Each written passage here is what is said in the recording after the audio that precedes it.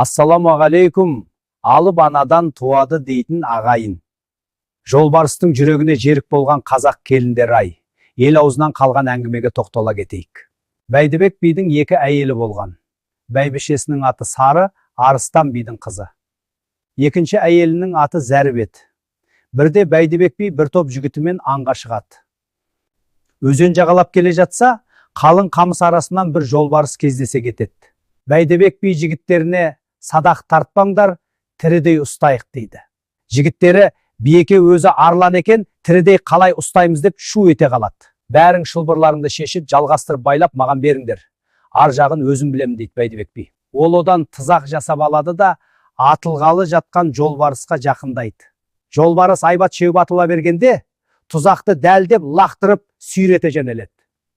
Мойнына тұзақ түскен жолбарыс олай-бұлай бұлқынам деп өзінен өзі буына береді. Бәйдібек батырдың қараулы қолына шыдас бермей, жолбарыстың төрт аяғы серең етіп сұлап түседі.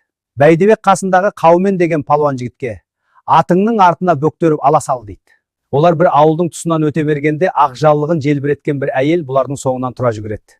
Бәйдібекте бір жұмысы бар шығар деп ат басын тежейді. Әлгі әйел жүгіріп жеткен бойда жолбарыстың жүрегі керек еді дейді. Оны не қыласыз дейді Қаумен. Әй Қаумен ай дейді Бәйдібек, соны да түсінбей тұрсың ба? Бұл әйел жолбарыстың жүрегіне жерік екен. Дереу аттан түсе қалды, жолбарысты сойып жүрегін алып бер дейді Бәйдібек би.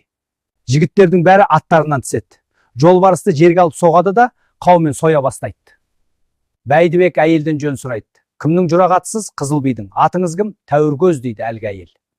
Қауман әне-міне дегенше жолбарысты сойып, жүрегін өкпе бауырымен қоса суырып алып, әйелге береді. Қызыл шырайлы әйел қуанып кете барады. Қаумен жолбарыстың терісін сыпырып алады да артына бөктереді. Сөйтіп, олар илгері жүріп кетеді. Келер жылы Бәйдібек би сыртынан сарастырып білсе, Қызыл бидің сол әйелі қыз туып, оның атын Жұпар қойыпты дегенді естиді. Содан арада 15 жыл өтеді. Бәйдібек би бір жолы Қызыл биге барып, құда түскелі келдім, қызыңды менің ортаншы балам Жалманбетке атастырайық дейді. Ата, қымыз әкелдім. Рахмет балам. Содан Қызыл би бұған көнбейді. Бәйдібек Түркістан сұлтаны Қалдаршаға барады.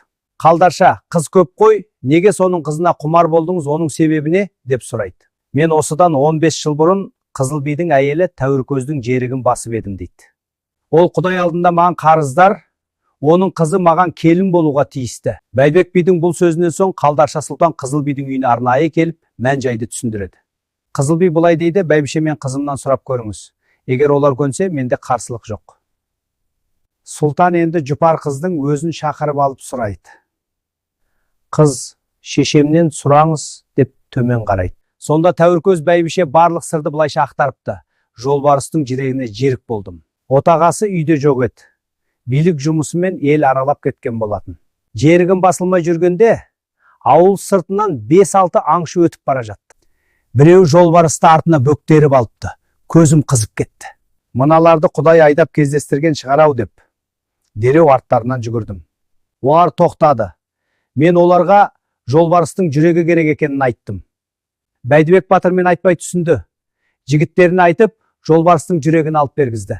Үйге келіп, жүректі жарып жіберіп, шоққа аунатып жебедім, қара суға түсіп теріледім. Жерігім содан басылды. Сонда осы Жұпар жаным екен. Мен шынымен де ол кісіге қарыздармын дейді бәйбіше. Сөйтіп, бұл істің түйіні осылай шешіліп, жолбарыс мінезді Жұпар қыз Бәйдібектің үйіне келін болып түсіпті. Достар, ұлтымыздың кешегісі мен бүгінгісін жалғастыруға үлес қосыңыздар. Парақшаға жазылып, жүрек шені басыңыздар.